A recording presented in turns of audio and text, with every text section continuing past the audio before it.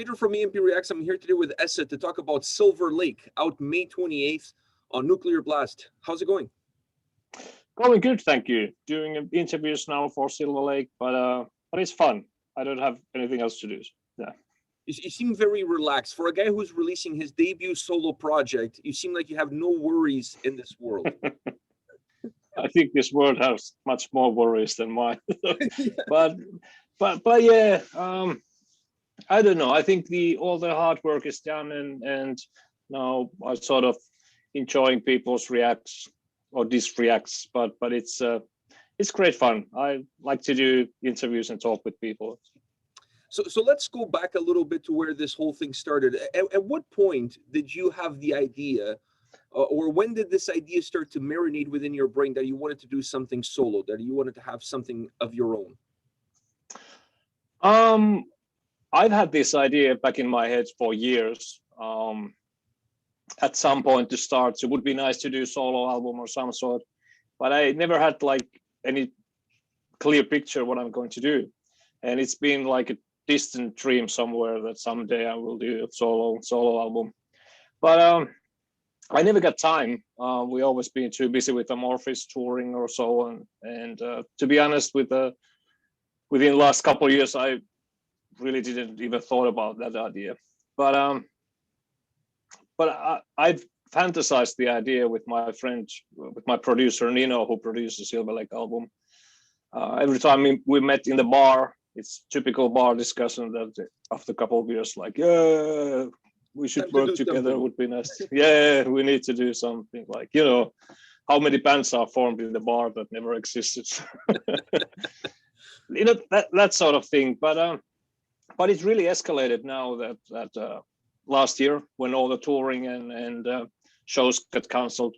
So Nino called me and asked, like, have you thought about it would be a good time to actually do your solo album now, because you're not going to be busy. And he wasn't either. He wasn't that booked with his studio. So that's how it got started. I played a couple songs to him that I got on my hardware already. Songs that were a little bit out of the box for offering Amorphis or anything else. And he was happy with the songs, but he thought that you definitely need singer. It's not going to be instrumental album with those songs. And that's sort of how the project started to bubble and grow. Where did you come up with the name Silver Lake? Oh, that was pretty much last things what I figured out. I was sure that I'm not going to release an album under the name of Esa Holopainen. Would be too weird for me, and I have so many great vocalists and musicians on this album. I thought it's not fair if I just release the album under my name. I wanted to have like a proper project name for it. And Silver Lake just popped to my eye. I have one reverb pedal, like a guitar pedal, and called Silver Lake. And this is a funny story because this is a reverb pedal from Seymour Duncan, which I'm actually endorsed by. I use Seymour Duncan pickups on my guitars. And they released, I think 6 years ago, they released a new pickup series, a metal pickup for guitars, and the pickup name was Black Winter. Now I know that the product manager there, Alex, if he ever watches this, lots of greetings, amazing guy. And I know he's a big Amorphis fan, and every time I met him, he always praised me how good album Tales from a Thousand Lakes was. And obviously our hit song from that album was Black Winter Day. And so, yeah, Seymour Duncan came up with a pickup called Black Winter, which was okay. But would have been nice if somewhere would have been the connection to Amorphis as well. And then I was thinking about, well, what the hell? Now I'm going to title my project as a Silver Lake, according to their pedal, reverb pedal. But still, it's a good name, and a lot of people have asked if it's from Silver Pride, Tales from a Thousand Lakes hybrid. Nothing to do with that. I wanted to have project name which is somewhere connected to nature, And as we live here with among thousands of lakes, I think it still, even it's the name of reverb pedal, it still describes my musical inspirational level. So as you start working on the project with your producer, and as the songs start to gain shape, did you feel like you had a goal in mind of what you wanted the final product to be? Or perhaps that goal didn't really become a reality until you start to reach the end part of the recording process? After the first 3 songs, which were Sentiment, Ray of Light, and Promising Sun, after we finished those songs and I got all the vocals from Björn, Jonas, and Einar, I knew where I'm going with this project. I just needed a couple more singers to start to write music for them. I definitely wanted another song from Jonas because I was so stunned what he did with Sentiment. At that point, I sort of got a pretty clear picture what I want from this project and where I'm going to lead it. And but still, even today, I can't believe that I got all the people I wanted there, and how amazing it turned out. It's stupid to say from your own work, but I'm super happy how it turned out. Was there a part of the process where you perhaps felt the most uncomfortable? I know you have a lot of experience, so it's not like you don't know what you're doing, but still your solo project is completely different from recording something with Amorphous when you have the whole gang with you. So was there any specific part of this project that made you feel slightly uncomfortable? No, not really, because I had all the time I needed. I didn't have to rush. I could use the studio whenever I needed, and with Nino we took like little step, and every song was like a little album inside what the major project. So so we took a lot of care, arrangement side, and with the songs. I think Nino, my producer, was probably more worried about that this is not going to sound like a metal guitar player album. You know, the first thing is, it's interesting that you say that, because the first thing that I noticed when I listened to the album is I was expecting a lot more guitars. Like I was expecting the guitars to drive the experience of the album, and that's not necessarily what I got. Not a bad thing. It's just they kind of surprised me a little bit. Yeah, it is, but it's I wanted to do an album what I would like to listen myself. And listening metal guitar player's album, you can listen it for 20 seconds. With no due respect, there is great guitar players, but usually if you do just instrumental metal album, it's already so weird concept that it can't last time. And I really wanted to release an album in which songs behind I can stand with, and I wanted to release songs that I would like to listen myself. And if you listen to a song and you don't remember anything about it, I think that's just a waste of time. And you mentioned earlier about how each song kind of felt like its own little album, and that's something that I noticed about this record.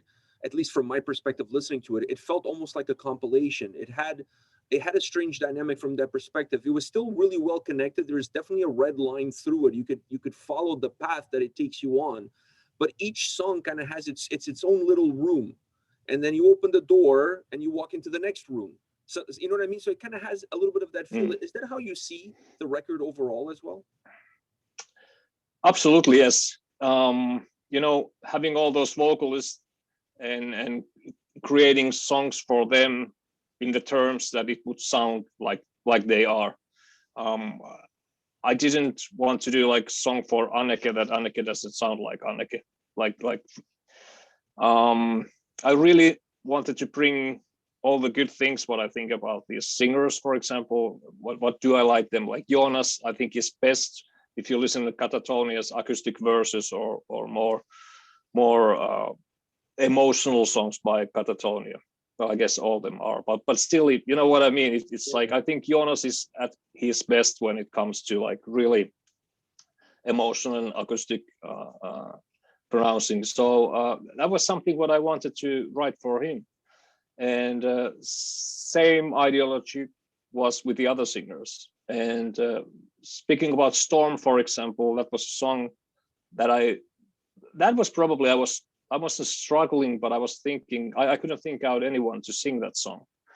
And Nino knew Uwe Lingvall, the video director who actually shot Storm video. He said that his friend is this guy from Nordman, and he's got a really, really good voice, the raspy and really, really charismatic voice.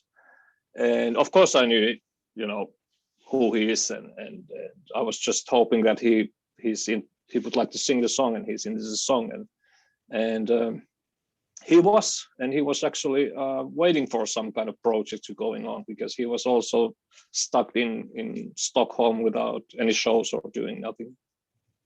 Was it hard for you to compile the list of singers that you, I mean, you have almost the who's who on this project. I mean, it's incredible. Outside of the opening track, that's an instrumental track, it's an incredible lineup of singers that you put together. Was this always your list? And did you have a hard time compiling that list? Actually, no, not. Everyone who is here is somehow a vocalist or singer that I always thought somewhere deep in my mind that I would love to work with them or do a song for them or something with them. And I guess this was like the right opportunity to do it. And I was so happy that all the singers, they really liked the songs that I did for them, and they did them. And I still can't believe that I got a couple of guys like Håkan, and then nobody doesn't know about this Finnish singer Vesa-Matti Loiri, who is doing this Finnish spoken word, but he's the most famous Finnish actor and singer. If you ask anyone from Finland who is Vesa-Matti Loiri, everybody knows him. And I was super honored to have him, and he sort of made this Orson Welles type of speech. So I'm really happy about it. Well, did Tommy have to be on this album? I almost feel like the guy would bust your chops at the next time you guys get together for a recording of Amorphous. Did he say to you immediately, "I have to be somehow on this record"? No. I think it was versus vice. I knew that if this album is going to be like this, I want to have Tommy with me. Not just that he's my bandmate from Amorphous, but he's such a great singer, and I really admire him, and he does everything so well with what comes with crawling vocals and clean vocals. So yeah, I really wanted to have him on board, and I really asked him, like I asked from any other singer, that would you be interested in this for me? You mentioned early Jonas from Catatonia being on 2 tracks. Is there a specific reason why you gave him 2 songs? I think the guy's phenomenal on both of them. I mean, he nails both of them, and both of them have something different to offer. But I thought it was kind of interesting that he starts off the record and then he finishes off the record, if you will. Why did you decide that you needed him for double dose? I knew that I want to do another sort of acoustic or semi-acoustic track, and yeah, as I said, as soon as I got the vocals for Sentiment, I was sure that I want Jonas for another track as well, because you know he did such amazing job, and I sort of had a little picture in my mind how I want the album to be, and usually you don't think about the song order that much. It's the last thing what you do and you try to pick up. But on this project, I started to have a pretty clear picture about the order of the songs, how they are going to be on the album. And I started from the start and end point. And that was Jonas. I knew that Jonas has to open this album. When it comes to singers, there is an instrumental before that, but also that Jonas has to end the album. Yeah, and it's perfect. Yep.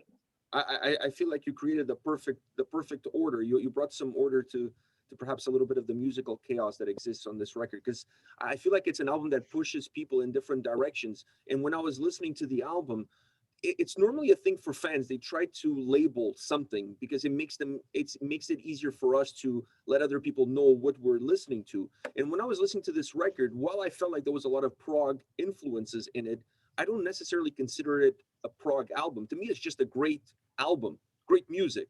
Do you feel the need to label it with something, or you just want it to be great music for people to really enjoy it?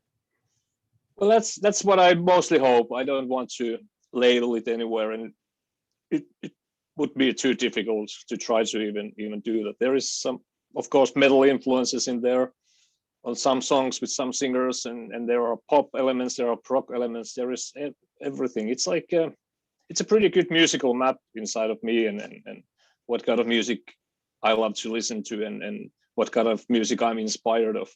And that was the greatest thing to do this album, that you could truly do sort of be inspired from the music you wouldn't do otherwise. Was the lyrical content on the album your work, or did you get input from the singers on the tracks for the lyrics? I wrote a couple tracks. Then Jonas, Björn, for example, they wanted to do everything by themselves. They did all the lyrics and vocal melody lines and vocal arrangements there. It was nice to realize that how differently vocalists are working. It was like every vocalist was their own case, and that was pretty much how it was. Some people wanted to work everything by themselves. Some people wanted to do some little details by themselves. Some people wanted to have everything with the guide vocals. So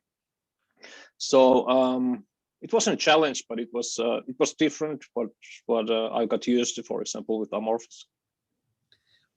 As you look at this album now that you have it under your belt, what's more difficult, to release and work on a solo album, or to work and release an Amorphous record?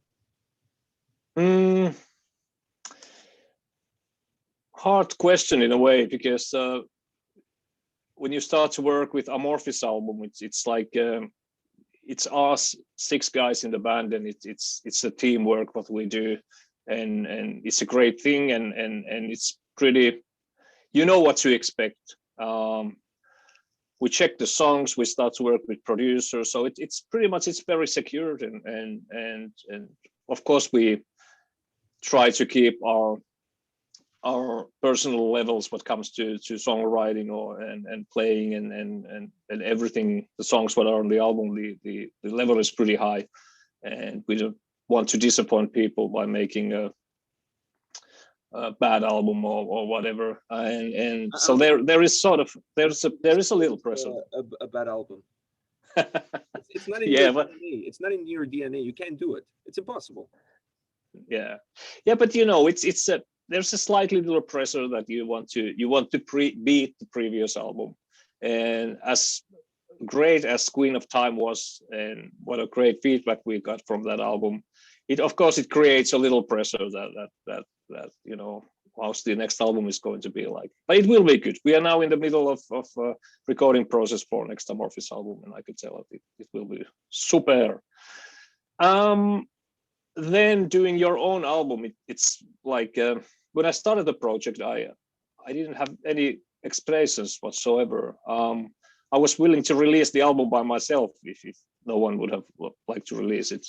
But great relief was that Nuclear Blast took the album. Great relief finance-wise as well. So yeah. Now I'm just waiting and getting the feedback and how people are reacting for my Silver Lake project. So far it's been surprisingly good opinions, even from hardcore metal guys. Well, I'll tell you this, and I have one more question for you.